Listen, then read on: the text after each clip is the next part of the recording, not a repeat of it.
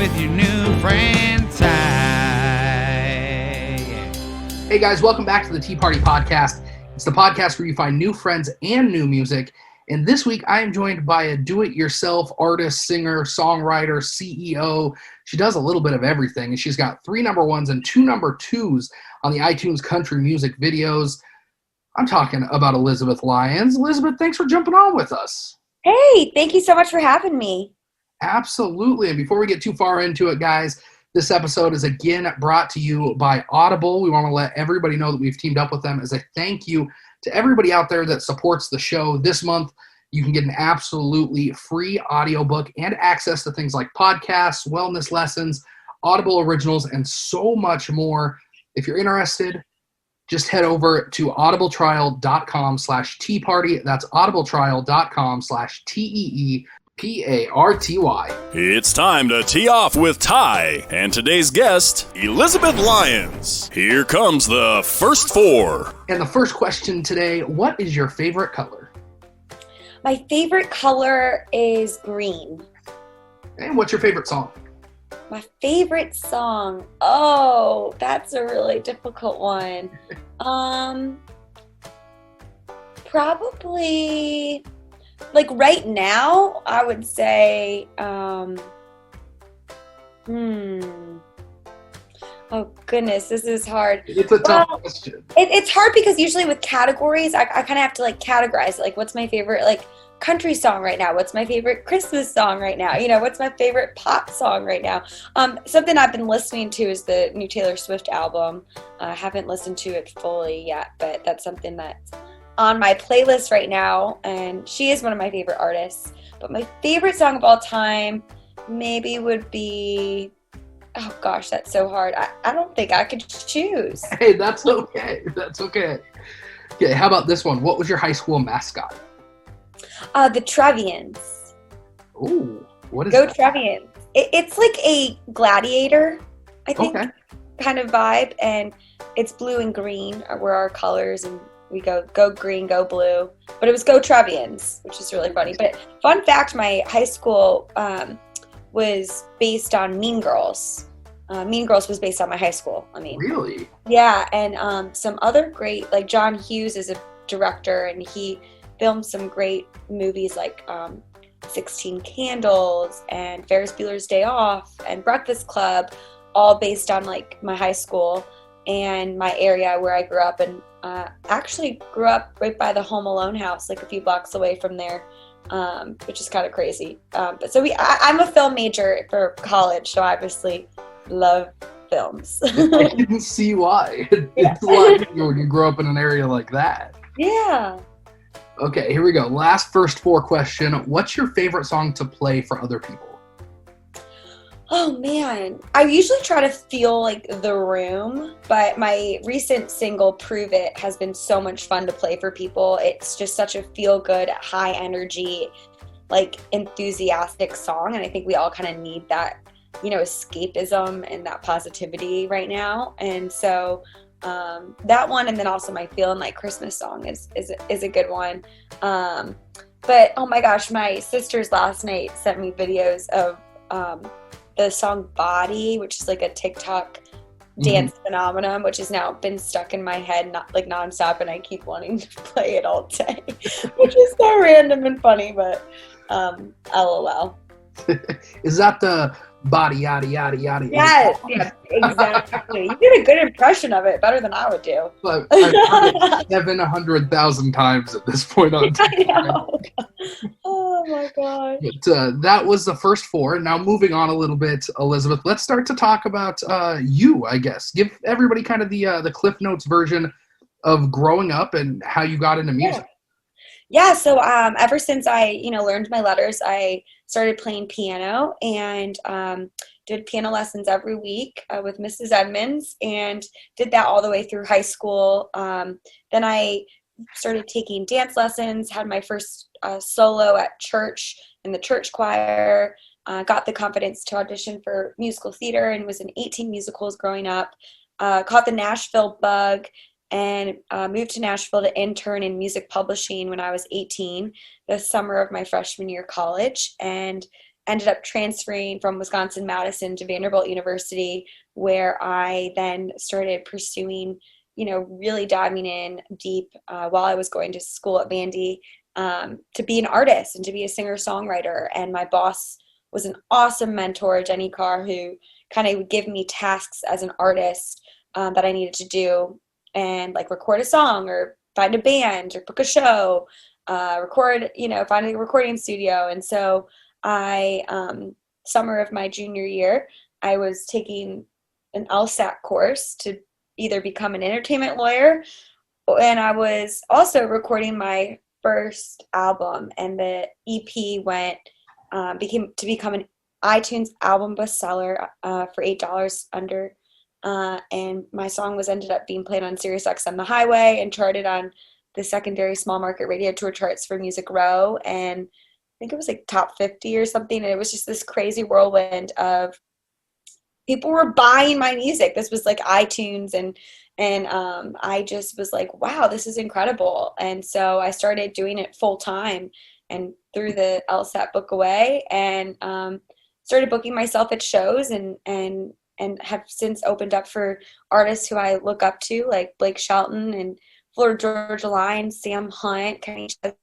and Luke Bryan, and many more. And I just love to make people happy with my music, Well, and that's so incredible, just to come, still be in high school or in college and be able to put out an album that does that well. I mean, that's got to kind of really put you off on the right step and be a pretty big little confidence boost there. But was there anything when that happened that you wish you knew then that you know now? Yes, there's so many things. I mean, I released my first series of songs on MySpace when I was a freshman in college. I think maybe it was sophomore year, and that really solidified that it got like hundreds of thousands of plays, and people loved it, and that really solidified me to move to Nashville. What I wish I would have known when I released my first EP was I had a lot of interest in the music industry, for publishers and stuff, and I kind of was like, no, I want to own my own music, because how I was booking myself at shows and being an up and coming artist, you're really not being paid that much as the opener. And so I would basically use my money that I got from what I was selling my songs, and then put that towards going on the road. But I had some interest in, and he ended up signing another artist over me. But I always think back to my meetings with him of should I have pushed it a little bit more, and how my path would have been different if I would have been more I need you to sign me, rather than oh, I don't necessarily need you to sign me. I love what I'm able to do this on my own, but I always think back, you always think back to what you could have said in meetings and stuff. But the cool thing is I'm still really close to him, and he helps me, especially with my new full-length album I'm putting out hopefully in the spring or the summer. I've written with some of his writers, and so it's cool. Your path is what it's supposed to be, and I always go back to that. And I think because I didn't go down that path, and maybe doing the Nashville status quo of signing a publishing deal, in the beginning, maybe I've had to do things myself and learn things myself and just do it, which I think there's some respect that I've gotten from the industry because I've had to do that. And so it's interesting, you just have to know that God has a plan for you and roll with it. Well, absolutely. I mean, as a truly independent artist, and you basically run everything that you do, it's pretty impressive that you've got over 100,000 total songs sold on iTunes, without having a publishing deal like that, and without, going down that other path. But what other hurdles do you see, or do you run into, I guess, as an independent artist that's trying to get her music out there and book shows and that sort of thing, without that backing of a label? Totally. I think the biggest thing for as of lately has been, agencies knowing that people like me are starting to book the opening slots at festivals and stuff. And so what they're doing is then having if Blake Shelton plays, let's say, they say the only way that Blake Shelton's going to play now is if we get to fill all the spots beforehand. And so it becomes more difficult for someone like myself, who's an independent artist, booking myself, I almost kind of have to like hope that, the agency just happens to not book those opening slots. But they're getting smart. And so that's been one of the hardest things as of lately. I think though that, your talent and your music and people want to work with you over and over again if you do a good job. And that kind of speak to my resume of like, I played festivals and bars and stuff over and over again because they'd have me back. So I feel really lucky to have the support of people, and hope to continue, that consistency. But that's been something that was really recently pre-coronavirus. I would say now with coronavirus, it's how do I make money and think outside the box with touring and focusing on like things like growing socials and TikTok and brand partnerships and kind of trying to be creative in that regard because we can't tour, So that's kind of what my focus has been. And then also like obviously like writing and recording right now because once, this thing's settle down, hopefully this spring or summer that hopefully I'll have like a whole new show and a whole new set of songs that I've been working on and loving and excited for everyone to hear. So. And you've done a really good job of keeping busy this year and being able to put out music. You put out, I think, 4 songs this year, starting with 24 back in January, and then following that up with Brave Enough in May. And we actually have Brave Enough here for everybody to take a listen to. But before we give them a chance to actually listen to the song, can you give us the story behind how Brave Enough came together and where it came from? Yes. Thank you so much for saying that. That really means a lot. Because I have been working hard. But yeah, Brave Enough is really an anthem for all who are being brave day in and day out on the front lines of Corona pandemic. I had actually recorded Brave Enough and was going to release it like a few months later, but with everything going on with coronavirus, I felt like everyone needed to hear this song because music is healing, and I wanted to recognize everyone who's being brave enough, like from all the frontline workers with doctors and nurses and first responders and postal workers, store clerks, you name it. And it speaks to also like the parents at home who have their children and the teachers who are helping to educate online and like to everyone being laid off and feeling the economic impact. It's kind of, I wanted people to have hope that, as the lyrics go, dark clouds might roll in, but we drink up the rain, battle lines closing, but it don't mean a thing, So that's really what I wanted and that's what I love to do with my music, is to hope to inspire people, encourage people to believe in themselves and have hope. And I think Brave Enough really hits all of that. Well, here, let's give everybody a chance to take a listen to it. This one came out in May from Elizabeth Lyons. It's called Brave Enough.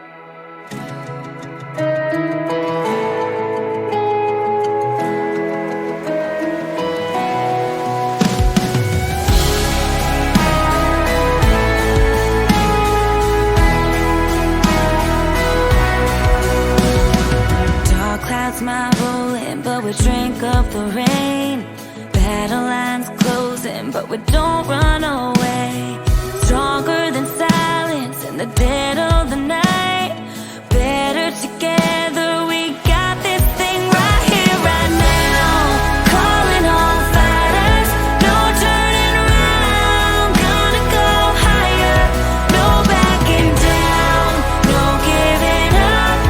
Rise from the ground, stand with us, brave enough.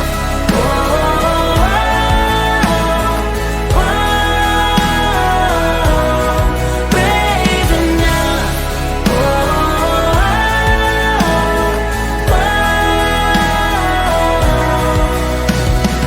You got my back and you know I've got yours. Get knocked around, but we come back for more. Walk through the valley, the smoke and the fire. Risk getting burned, but we show up right here, right now. Calling all fighters, no turning around. Gonna go higher, no backing down, no giving up. Rise from the ground, stand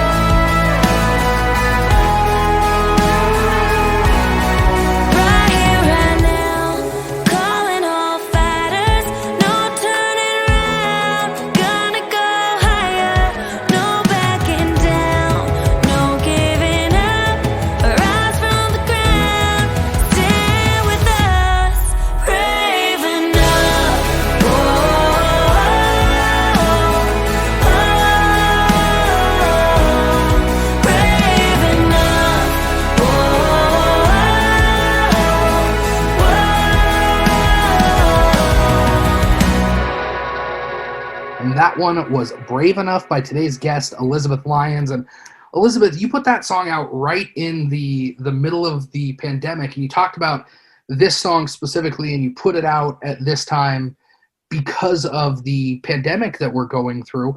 But you've put out 4 songs this year. Was that kind of the plan, was to release several songs this year, or did COVID kind of force your hand a little bit? Yeah, that was always the plan.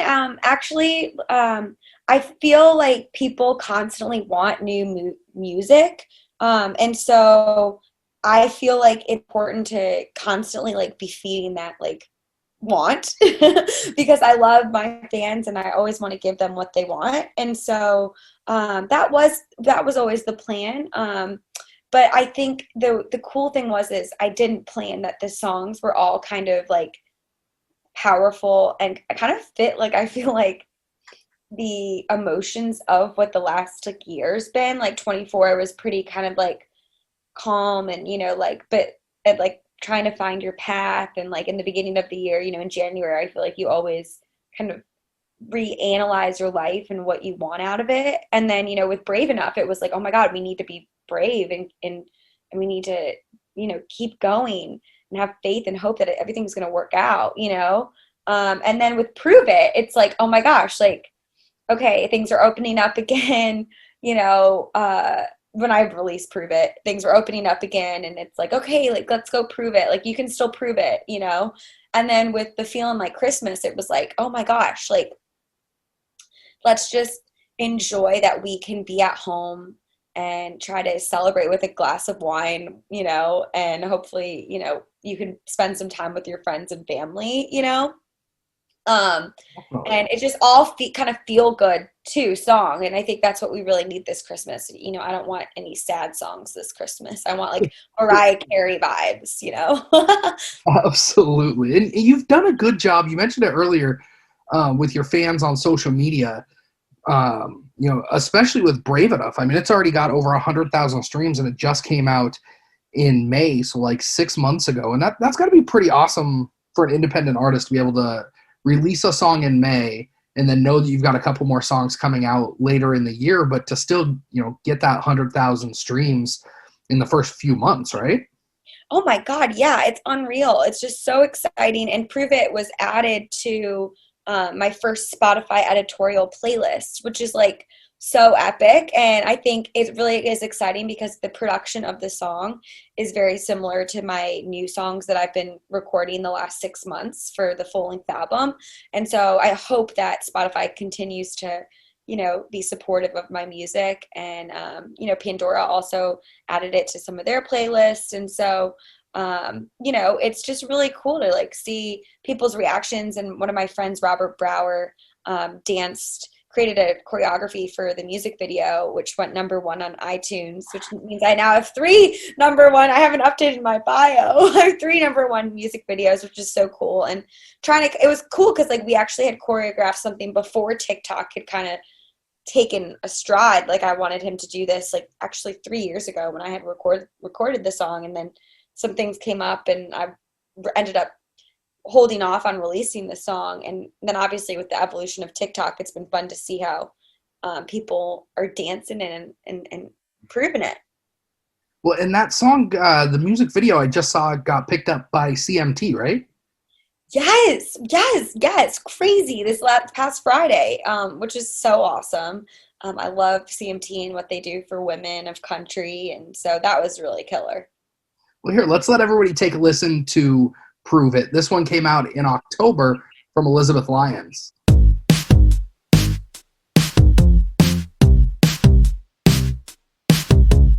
On the wall, staring up at a disco ball. You keep waiting on that perfect song to show your moves off. Water slide, you ain't ever been up this high. So excited till you change your mind, and you're next in line. Get out your comfort zone, forget the sticks and stones. You got a lion roaring inside, and don't you wanna let them know? Sometimes you gotta prove it, show them you can do it. Feel the beat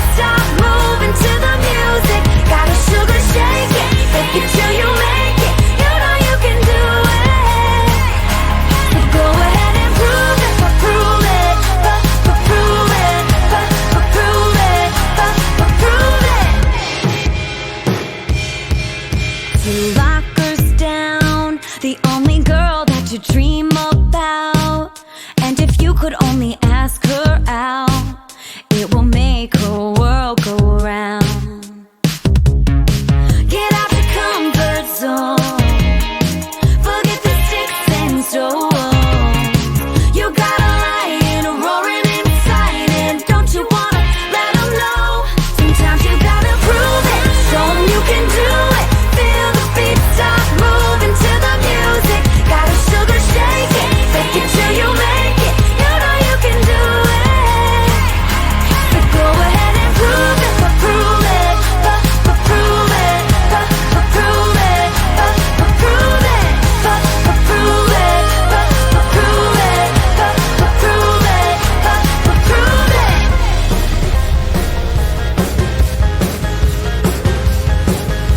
Sometimes you gotta prove it. Sometimes you gotta shake it, shake it. Sometimes you gotta prove it. Sometimes you gotta prove it, show 'em you can do it. Feel the beat stop moving to the music. Gotta sugar shake it, fake it till you make it. You know you can do it. So go ahead and prove it, but prove it, but prove it, but prove it, but prove it, but prove it, but prove it, but prove it, but prove it. And that one was Prove It by Elizabeth Lyons. Such a fun song. And I want to shift gears just a little bit and talk about your songwriting process for a second. What does it look like when you sit down to write a song? I know some people start with a melody or lyrics, some people with a title, but I know a lot of people kind of fall into a little bit of each category. Where does Elizabeth Lyons fall? Yeah, so I'm more of like a lyricist, an idea person.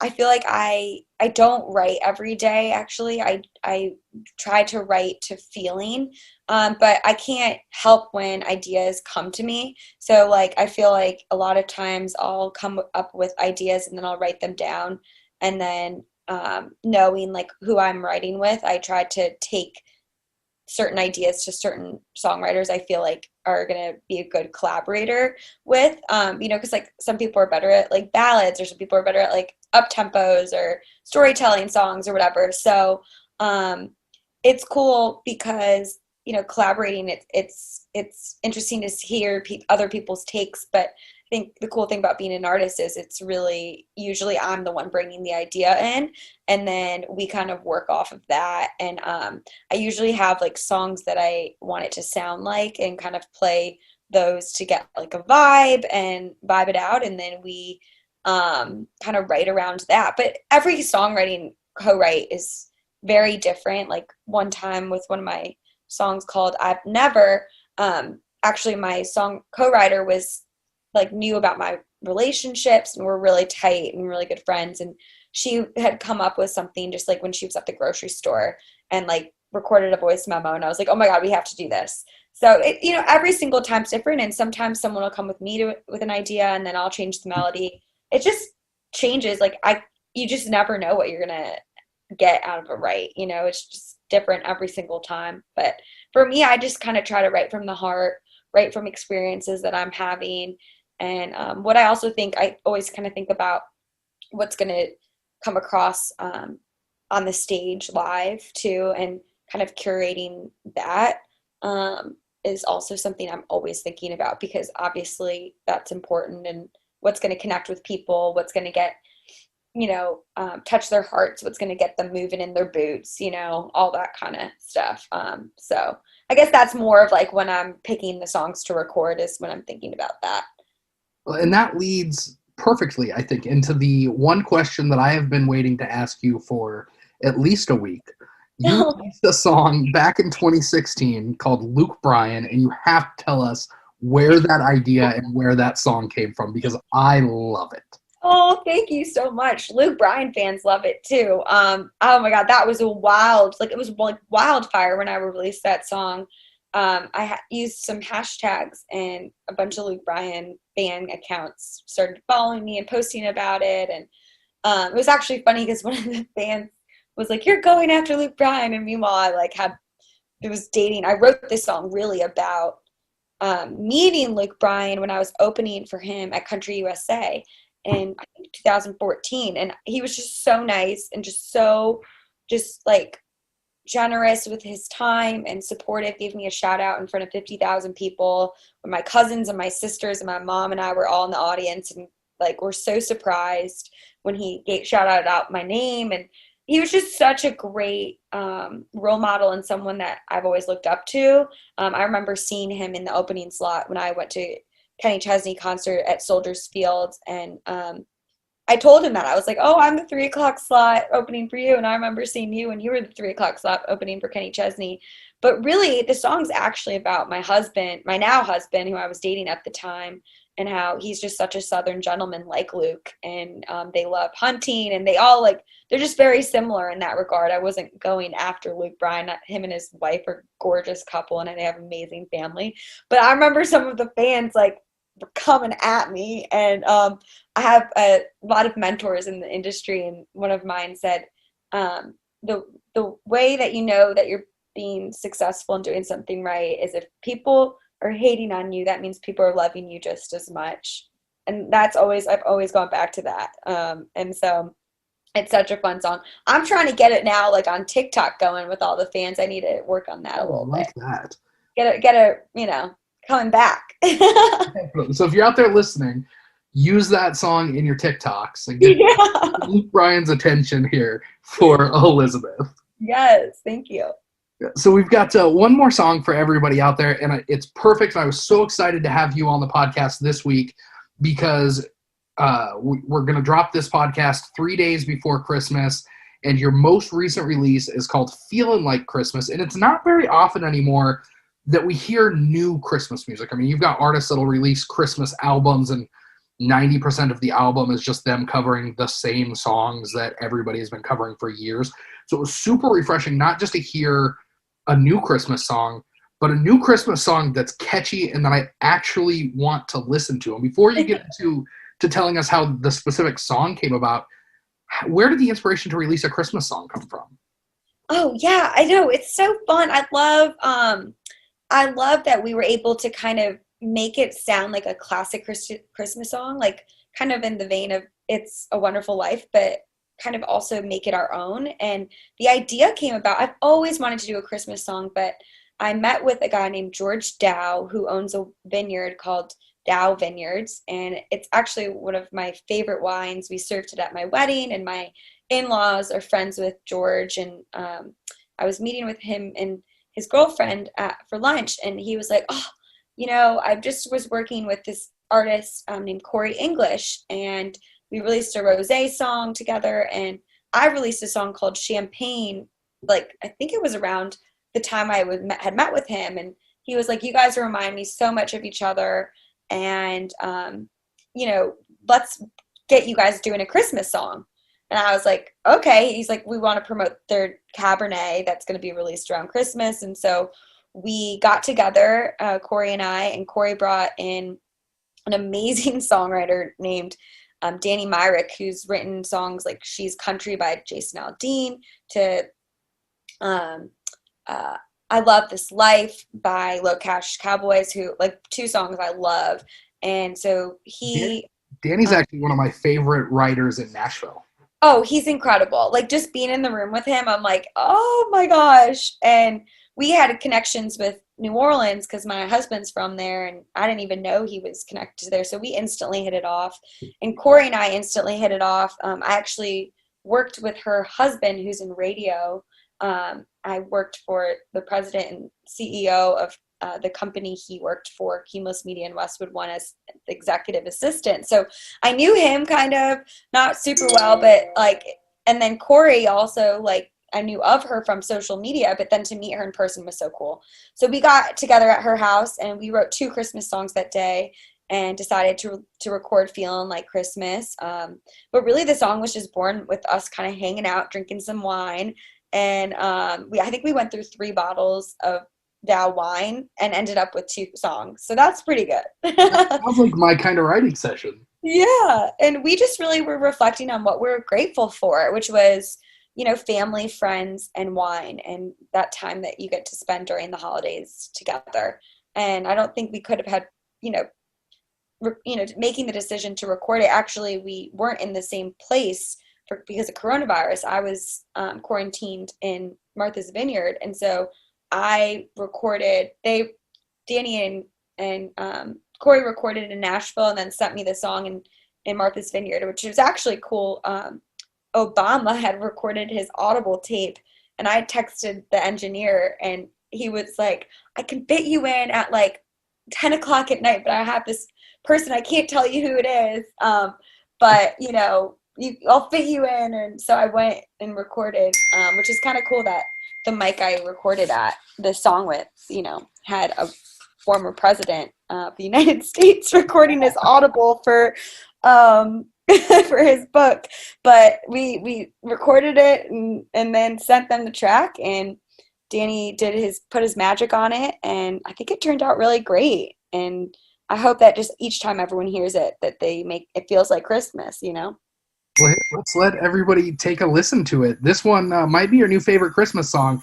It's called "Feelin' Like Christmas" by today's guest, Elizabeth Lyons.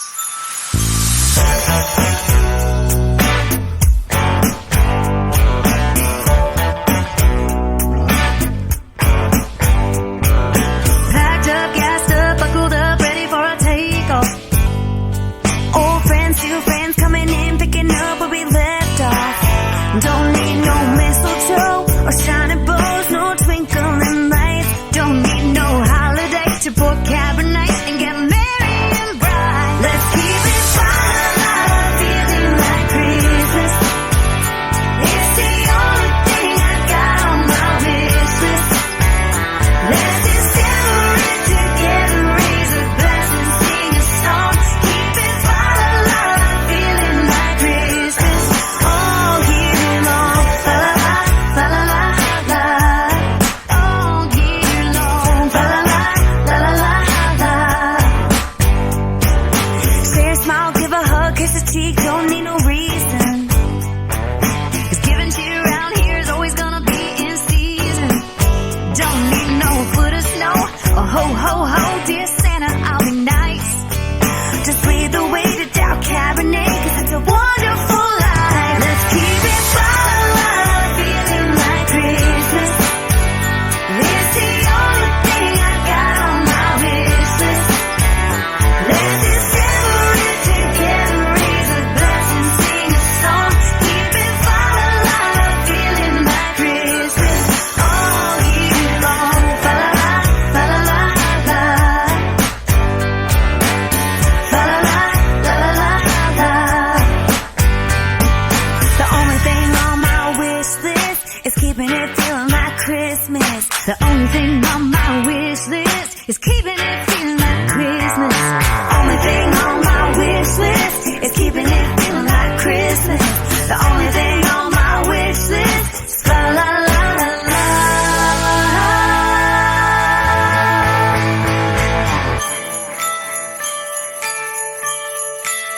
Let's keep it fun, feeling like Christmas. It's the only thing I got on my wish list. Let's just celebrate together, raise a glass and sing a song. Keep it fun, feeling like Christmas all year long. La la la, la la la la, all year long. La la la, la la la la. The only thing on my wish list is keeping it feeling like Christmas. The only thing on my wish list is keeping it feeling like Christmas. And that one was called "Feelin' Like Christmas" by Elizabeth Lyons. And I'm excited. Christmas just 3 days away, and then we head into 2021. What do you have in store for everybody in 2021, Elizabeth? I'm hoping new music, maybe? Oh my gosh, so much. I'm so excited for this new music. I just got 2 songs back 2 nights ago, and it's just so good. And it's just on another level. And it's, songs about, the whole album is about love, finding love, falling in love, and being in love. And I'm just really excited. I haven't really released like any love songs in like a year. So it's exciting. It's going to be great. It's very country pop in the vein of Prove It. And I hopefully will be able to release it in the spring or summer. And hopefully I've got a bunch of festivals that I was booked for 2020 that I'm now rebooked for 2021 starting in April. So hopefully we'll be able to be safe enough to get back on the road and play some new music for you guys. I sure hope so. Where can fans keep up with you on online? What are your socials? Yes, www.elizabethlyons, lyonsmusic.com. Has all my social medias on there: Facebook, Twitter, Instagram, YouTube. I'm also available on all music platforms, Spotify, Apple Music, Amazon, Pandora, Google Play, all the good stuff. And if I'm on Instagram probably the most, so at ELYONS Music, and feel free to message me on there. On Facebook, I don't get to as frequently as I should probably, but I try to. And then TikTok, I'm trying to get on there at Elizabeth Lyons Music. And your follow, your download, your like save, add to a playlist, like that means so much to us independent artists. So if you have the time, that would mean the world. It's free to support us by doing that. So I'd love to have your support. Well, and you touched on something there that I don't think a lot of people realize on the backside of some of these curated playlists for Spotify and Apple, that they weigh people adding songs to their own playlists pretty heavily when they look at songs that are doing well. So if you're out there listening to these songs, add them to your playlist, because Spotify and Apple really kind of bump up the algorithm for those songs. Totally. It like makes like such a big difference, because how they determine how you stay on is if you get saves or downloads or adds to playlists. And so I had my my sister took a screenshot. She has like hundreds of playlists. She added them to all of her playlists. I'm like, LOL, it's gonna be like her chill study playlist. And then she's gonna be like, prove it. So, but it would really mean the world. And all you have to do is, listen to it for 30 or 45 seconds, and then that gets me a play. So there you go. Well, Elizabeth, it's been an absolute blast. Thank you for coming on here, and we'll definitely have to do it again in the future for sure. Definitely. And I'll be sure to post this. I can't wait. I love podcasts. It's so fun. And so I love what you do as well. So thanks for your time. Thank you. Yeah. And before we let you go, we end every podcast in the same way. It's called the Final Four, and it's probably the 4 toughest questions that I'm going to ask you, just because they make you think, kind of like the first 4. Okay? Okay. Here we go. It's time for the Final Four.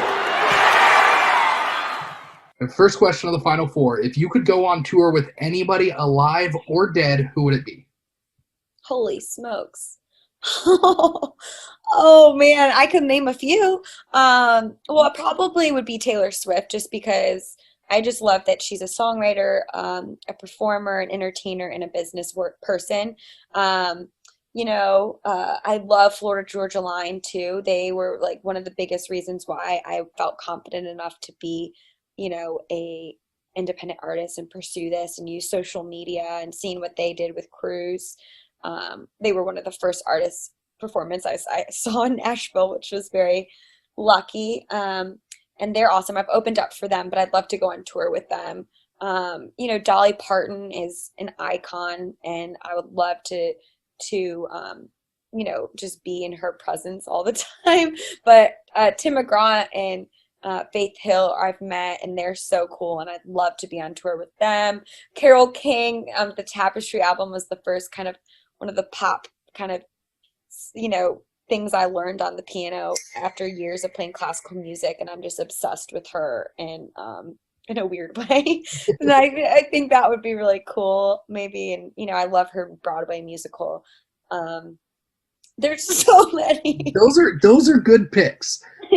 Those are solid. Okay. Rolling Stones probably, so then my dad could go. There you go. Madonna would be cool too. My mom loves Madonna, and they really influence. My parents really are a huge, big influence on where I am in my career and in life. So I attribute all of my success to them. Nice. Okay, here we go. Question 2. Who are the 3 most recently played artists on your Spotify? Oh, shnikes. Probably, let me look. Okay. Okay, so I've been like working out lately, which has not been like I've been trying to work out. That's been something I've been trying to do during coronavirus, but I honestly haven't worked out that much the last few days, but I did do some errands this morning, and it looks like Where Do You Go by Kelsey Lamb. That's one of my friends. She has a lot of great new music out. She's on here. My song Prove It I listened to. Oh, that's so embarrassing, but yeah, I do. That's like one of the songs I can listen to of mine. Fix by Chris Lane. Ooh, that's a good one too. Yeah. Random songs, but all country pop vibes. That's one of my favorite questions to ask everybody because it's never what you would expect. It's always like that, where it's kind of all over the place, which is fun. I know. So funny. I didn't even think about it, but there we go. Okay, how about this? Question 3. What's your favorite on-stage memory? Oh, that's hard. I would say when I sang the national anthem at Yankee Stadium, my family got to be there, and that was just a huge moment. Also, like, I did it at Wrigley Field, and my grandpa got to be there, and he's like a huge Cubs fan, and he ended up passing away I think kind of shortly after that. And so to kind of have that memory with him and have him see that I was able to accomplish that dream, because he actually was president and CEO of Nielsen Ratings, which anyone in the music industry knows, or in the TV film industry knows. Nielsen is a big part of what we do as an industry, and he kind of didn't really encourage me being an artist, but obviously was really proud of me and everything that I've accomplished since that time when I was like, oh, I'm going to be an artist, and so for him to be able to see me sing the national anthem, that was really special to share that with him. So that's awesome. That's a good one. Okay, here we go. Last question. If you could pick one thing for people to take away from this podcast or from your music in general, what would it be? I hope that all of my music that has a little kind of strand of hope and sunshine, and that's really what even if it's a breakup song, they still have that piece of everything's going to be okay. And that's really what I hope to take away. I try to keep it real, but also, try to remain positive, and for the most part, as you'll see on my social medias and through my music. So I just hope to inspire, empower, and make people believe in themselves and to do great things, That is fantastic. Elizabeth, thank you so much for jumping Thank on you. here. It's been an absolute blast. Oh, thank you. You've been so good at interviewing and everything. It's always, you make my job easy. So That means a lot. Oh, thank you so much. Thank you. And that was another episode of the Tea Party Podcast. It's a country music podcast where you find new friends and new music like Elizabeth Lyons and Feeling Like Christmas. Go tee off on the like button at facebook.com/Tea Party Podcast. This has been a Tea Party Communications production.